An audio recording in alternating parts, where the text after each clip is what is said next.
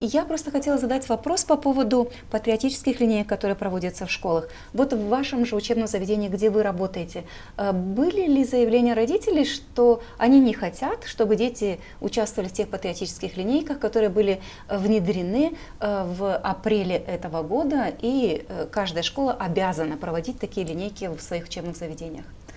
Знаете, я на этой линейке не была, и слава богу. Значит, я считаю, это такой анахронизм вообще.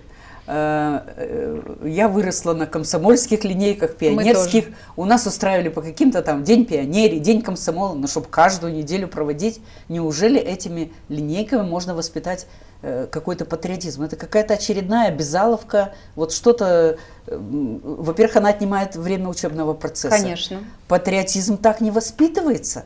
Патриотизм воспитывается на конкретных примерах, на каких-то вот классных часах, на каких-то мероприятиях. Вот это патриотизм. Вот в связи с тем, что вот мы говорим сегодня о Гагаузии больше, я хочу сказать, что вот мы находимся в Авдерме. В Авдерме находится уникальный мемориал, и там же все вот эти вот процессы, все жертвы всех событий присутствуют, и поэтому и ваш мемориал является местом посещения, частого посещения, и вот это вот все можно увидеть.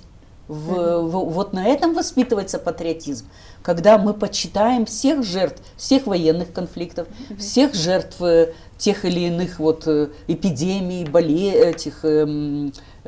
голода. Тогда вот воспитывается патриотизм. А если мы будем проводить и 10 раз петь или гимн, или я не знаю, я вообще не знаю сценарий этого мероприятия. Ну, сценарий пишет управление образования, а все школы реализуют. Худший вариант какой-то такой.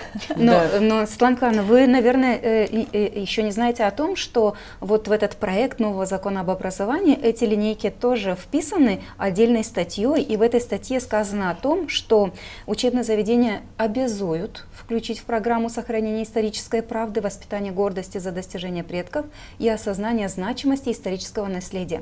Скажите, на ваш взгляд, кто будет определять эту историческую правду? Управление образования, исполнительный комитет, учителя, сами школы?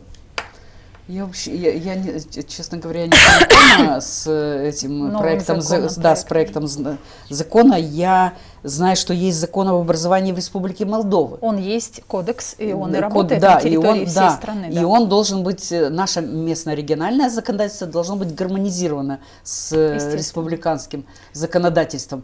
Как это, я так вижу, что это опять какой-то будет возникать конфликт.